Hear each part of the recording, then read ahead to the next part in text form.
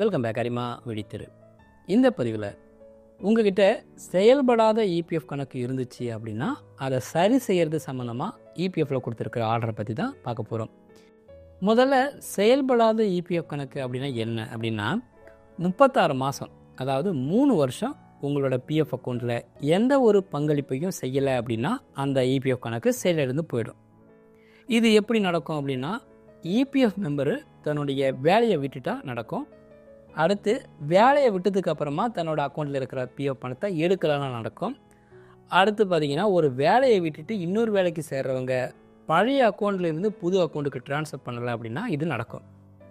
இந்த ஆர்டரில் என்ன கொடுத்துருக்காங்க அப்படின்னா, செயல்படாத பிஎஃப் அக்கௌண்ட்டில் இருக்கிற பணத்துக்கு வட்டி கிடைக்காது. அதனால் ஆல் ஜோனல் மற்றும் ரீஜனல் ஆஃபீஸில் உள்ளவங்க இதுபோல் செயல்படாத இபிஎஃப் கணக்குகளை கொண்ட உறுப்பினர்களை கண்டறியறதுக்கு அறிவுறுத்தப்படுறாங்க. அதாவது அவங்களோட அக்கௌண்ட்டில் இருக்கிற பணத்துக்கு வட்டி இழப்பு ஏற்படாத வகையில் அவங்களோட கிளைம் அமௌண்ட்டை கொடுத்து முடிக்க நடவடிக்கை எடுங்க, அப்படி இல்லாட்டினா ட்ரான்ஸ்ஃபர் செய்கிறதுக்கு நடவடிக்கை எடுங்க அப்படின்னு இந்த ஆர்டரில் கொடுத்துருக்காங்க.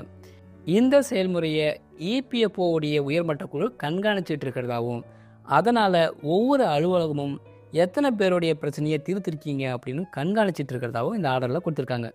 இந்த பதிவு உங்களுக்கு பிடிச்சிருந்தால் லைக் பண்ணுங்கள், சேனலை சப்ஸ்கிரைப் பண்ணுங்கள். மீண்டும் பயனுள்ள அடுத்த பதிவு சந்திப்போம். நன்றி, வணக்கம்.